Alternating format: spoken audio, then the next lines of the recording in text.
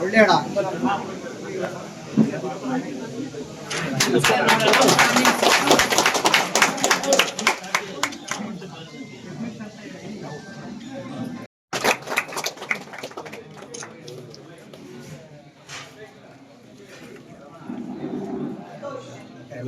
ಈಶ್ವರ್ ಅಣ್ಣನ್ಗೆ ಪ್ರದೀಪ್ ಈಶ್ವರ್ ಅಣ್ಣನ್ಗೆ ಪ್ರದೀಪ್ ಈಶ್ವರ್ ಅಣ್ಣನ್ಗೆ ಪ್ರದೀಪ್ ಈಶ್ವರ್ ಅಣ್ಣನ್ಗೆ. ಶಾಸಕರಾದಂಥವರು ಒಂದು ಗ್ರಾಮ ಪಂಚಾಯಿತಿ ಅಧ್ಯಕ್ಷರನ್ನ ಕರೆಸಿ, ಅಧ್ಯಕ್ಷನು ಮತ್ತು ಅವರ ಸದಸ್ಯರುಗಳನ್ನ ಎಲ್ಲರನ್ನೂ ಕರೆಸಿ ಒಂದು ಅಭಿನಂದನೆ ತಿಳಿಸಿದ್ದಾರೆ. ಅಂದರೆ ಇದು ಮೊದಲನೇದಾಗಿ ತಾಲೂಕಲ್ಲೇ ಇದು ಮೊದಲನೇ ಬಾರಿ ಅಂತ ಅಂದ್ಕೊತೀನಿ. ಅವರಿಗೆ ತುಂಬ ಹೃದಯವಾಗಿ ಧನ್ಯವಾದಗಳನ್ನು ನನ್ನ ಕಡೆಯಿಂದ ಮತ್ತು ನಮ್ಮ ಸದಸ್ಯರ ಕಡೆಗಳಿಂದ ಅವರಿಗೆ ಹೇಳೋಕ್ಕೆ ಇಚ್ಛೆಪಡ್ತೀನಿ.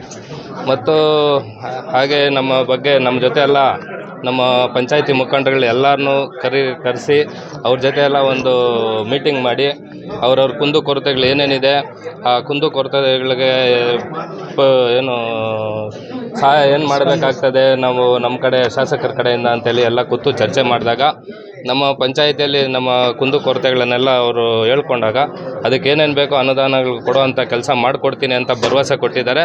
ಅದು ಶೀಘ್ರದಲ್ಲೇ ಏನು ನಮಗೆ 6 ತಿಂಗಳು ವರ್ಷ ಅಂತ ಹೇಳಲಿಲ್ಲ, ಶೀಘ್ರದಲ್ಲೇ 15-20 ದಿನ ತಿಂಗಳೊಳಗಡೆ ನಿಮ್ಗೆ ಅನುದಾನ ಬಿಡುಗಡೆ ಮಾಡಿಸ್ಕೊಡ್ತೀರಿ, ನಮ್ಮ ಕೈಲಾದಷ್ಟು ಸಹಾಯ ಮಾಡ್ತೀರಿ ಅಂತೇಳಿ ಭರವಸೆ ಕೊಟ್ಟಿದ್ದಾರೆ. ಅವ್ರಿಗೆ ಮೊದಲನೇ ಧನ್ಯವಾದಗಳನ್ನು ಹೇಳೋಕ್ಕೆ ಇಷ್ಟಪಡ್ತೀನಿ. ಈಗ ನಮ್ಮ ಪಂಚಾಯಿತಿಯಲ್ಲಿ ಕುಡಿಯೋ ನೀರು ಸಮಸ್ಯೆಗಳಿತ್ತು. ಆ ಕುಡಿಯೋ ನೀರಿನ ಸಮಸ್ಯೆಗಳಿಗೆ ಏನೇನು ಬೇಕೋ ಪರಿಹಾರ ಮಾಡೋಕ್ಕೆ ಮೋಟ್ರು ಪಂಪು ಸೆಟ್ಟು ಮಾಡೋವಂಥ ಕೆಲಸಗಳು ಮಾಡಿಕೊಟ್ಟಿದ್ದಾರೆ. ಮತ್ತು ರಸ್ತೆ ಕಾಮಗಾರಿಗಳು, ಚರಂಡಿ ಕಾಮಗಾರಿಗಳು ಸಮಸ್ಯೆ ಇತ್ತು. ಅದು ಇಮಿಡಿಯೇಟ್ ಇವತ್ತು ನಮ್ಮ ಪಂಚಾಯಿತಿಯಲ್ಲಿ ರೇಣುಕಮ್ಮನ ಕಾಲ ಪೀರಿಯಡಲ್ಲಿ ಹಿಂದೆ ಆಗಿರೋಂಥ ಕೆಲಸಗಳು ಕೂಡ ಇನ್ನೂ ಬಾಕಿ ಇದ್ದಾವೆ. ಅದಾದ ಮೇಲೆ ಹಲವಾರು ಶಾಸಕರುಗಳು ಬಂದರೂ ಕೆಲಸ ಆಗಿರಲಿಲ್ಲ.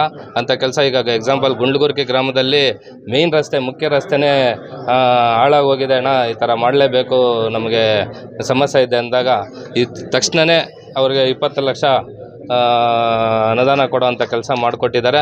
ಮತ್ತು ನಮ್ಮ ಮಂಚಂಬಾಲೆ ಪಂಚಾಯಿತಿಯಲ್ಲಿ ಸ್ಮಶಾನದ ಸಮಸ್ಯೆಗಳಿದೆ. ಆ ಸ್ಮಶಾನಕ್ಕೆ ನಾವು ಈ ಥರ 6000 ಜನಸಂಖ್ಯೆ ಇರುವಂಥ ಗ್ರಾಮದಲ್ಲಿ ಖಾಲಿ 4 ಕುಂಟೆ ಜಾಗ ಇದೆ. ಪೂರ್ವಕಾಲದಿಂದ 4 ಕುಂಟೆ ಜಾಗ ಇದೆ.